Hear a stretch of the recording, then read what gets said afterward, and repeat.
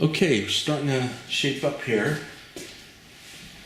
We're going to start working our rock shapes in this segment.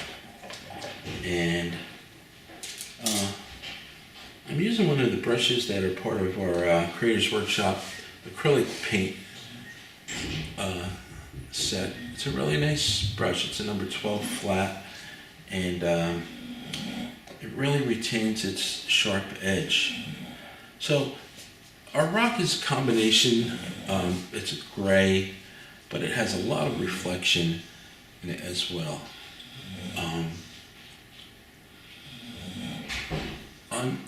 So what I do is I'm using a dark gray, but we do have a lot of lights and darks in there.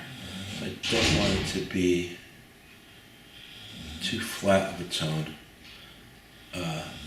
when I finish it, but for now I'm just going to get a basic color. So I want to get a little bit more purple in that mix.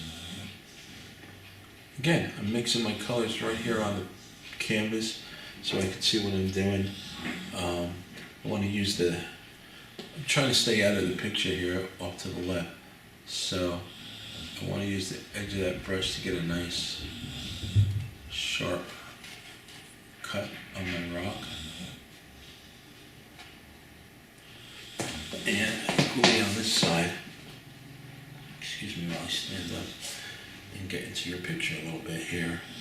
I like to, I don't go right into the edge, because especially again, we're seascape or an ocean picture, our edges are going to have somewhat, our painting going to have a lot of softness in it that creates the feeling of that water that's all around us.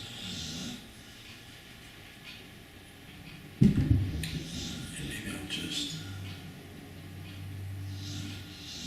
cut up into that a little bit. And just let the edge of the brush do all the work.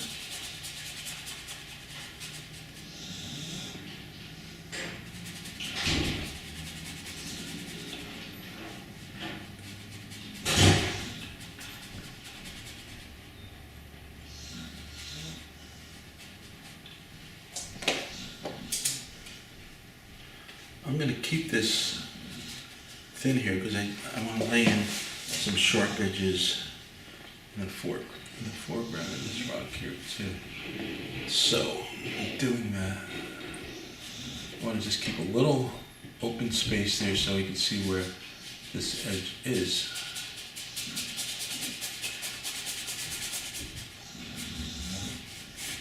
I might do something like that. You can get real improvised with this. Like I said, I just picked up a little bit of this. I'm going to get some of this blue in here. Just push it in there. It's in there because we know we know the principle of light. That blue light reflects into shadow areas and everything from trees to anything out in nature. So that really kind of, I might even push a little bit of this green in here just because I've seen this a lot of times when these rocks start to dry out. So this bottom part of our rock gets a lot of the water because it's splashing up, but this top edge will, later on when we put some of the light in there, look, I'm just going to blast some orange in there just for the fun of it, just to show you what I mean, where there's all kinds of colors. These rocks are just incredible the way they reflect. Okay, so I'm going to come back and shape out these here at the bottom. Got a little carried away there.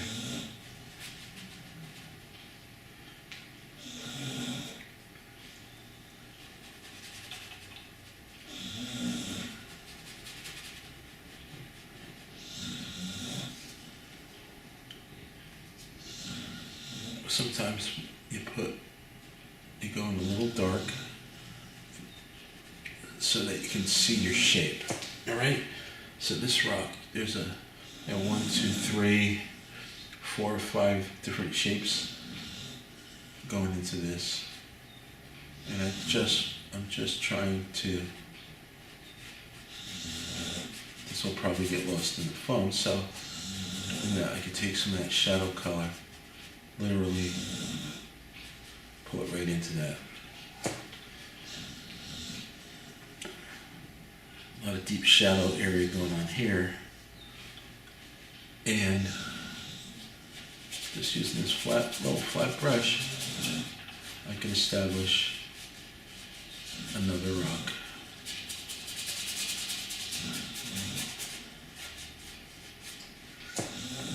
Sort of coming in.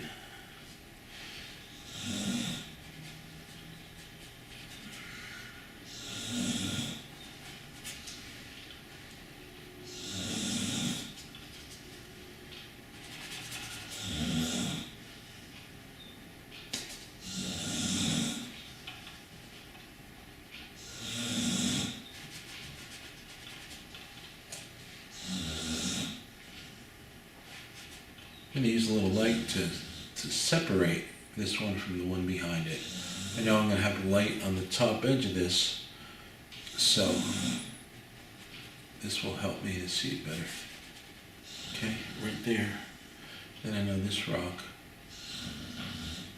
is going to have some light on this edge. And that's about all I really need to do, except for darkening down the bottom here where this meets the water. So again, I'm not painting that detailed, I'm just kind of letting spontaneity of the brush do a lot of the work to shape out those rocks. But I do know some simple principles of light and dark, that these are going to be darker at this bottom edge where they meet the water, and then even this gets a little craggly here because the water's climbing up. Certain parts of the water's climbing up, and then also we can get some smaller rocks in there. There might be some just jetting out like that.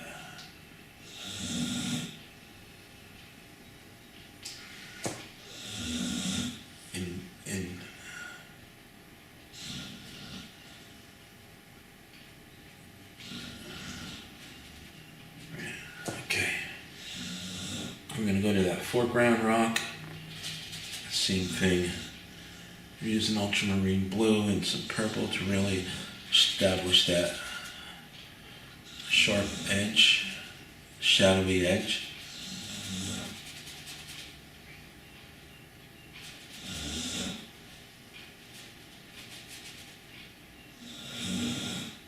And we'll let that brush do all the work.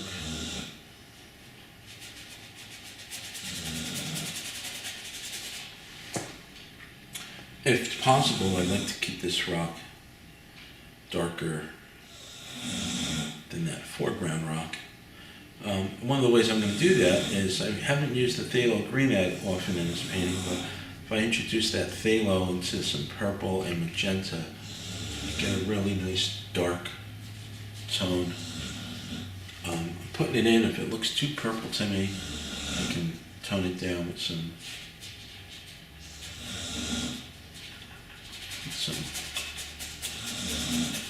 ochre, maybe. A lot of times when we set up these things, we avoid the white only because it makes it a little too chalky. And we want to create a real nice contrast of our rocks against the moving water. We want these things to look really solid. They're built into the sand, right? They probably go a good foot or two, maybe 3, 4 feet below it. So we want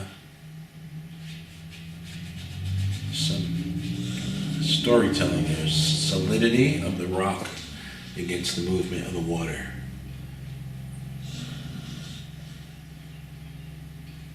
Sometimes you have a painting that's just all water and sand and beach, and that's sort of, there's a very, that he's popular because it seems that some of these great seascape painters don't have popularity. He was a wonderful painter. William Trost Richards, who painted the Jersey Shore, often. A little bit of edge going on these guys. So, and just, I'm not really kind of thinking this through. I put the color on haphazardly, and I guess I'm talking too much too. Not paying attention to my painting. Okay, that looks pretty good. Again, I can take some of the shadow color in the rock and pull it right into the edge of the sand because that's what it's reflecting. I won't go outside there too much, but I can go from here to about here.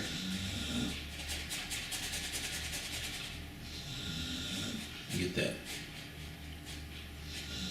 Now it's going to be dark, but it's not going to be a flat, as if you're painting a lake, because this water's still kind of moving a little bit. Once that water crawls up and it seems to come to a stop, right? It might come to a stop about here and start to pull back out. But the water underneath here, the water that's on the sand, it gets absorbed and makes some beautiful colors. A lot of purple. I found that when observing it happens here. Okay. We got to start going here on the rocks. Let me work those shapes down a little bit more. All right, so we seem to get most of our, and I just want to get some of this background ocean. Right, so I had all that dark on the brush. Look what I'm doing. I'm just gonna take that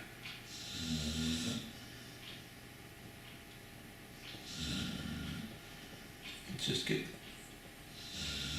some feeling of water, some tiny swells coming up.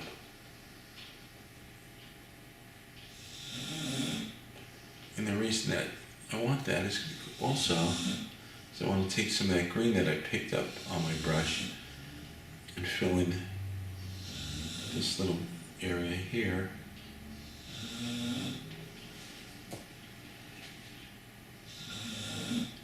You can shape those rocks back up, and then it also carries across into here.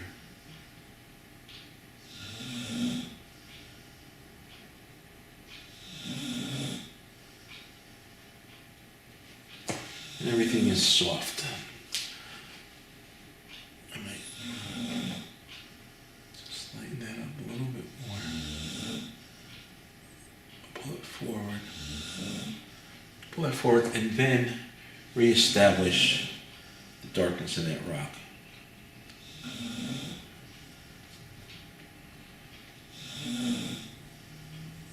Right about here. So just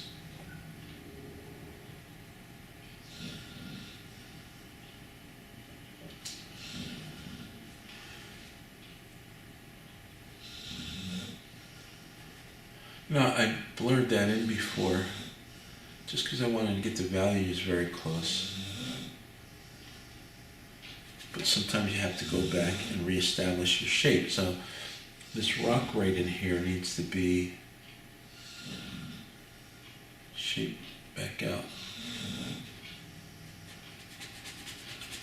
You get too blurred, then you end up with an impressionist painting. And not that there's anything wrong with that. It's just that's not what we're working at here. Okay. I'm really enjoying this little brush, but I'm gonna go with something else. That's just because it has white on it. And now I'm gonna just establish this edge here. And again, I'm just letting the brush jump around and put some paint on there for me.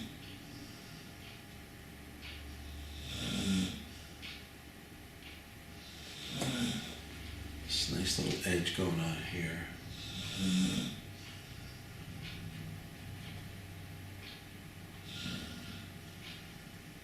And I'll get that and put, there's my timer. I'm going to break for a second because we got to keep these videos under 15 minutes, and I'll be back.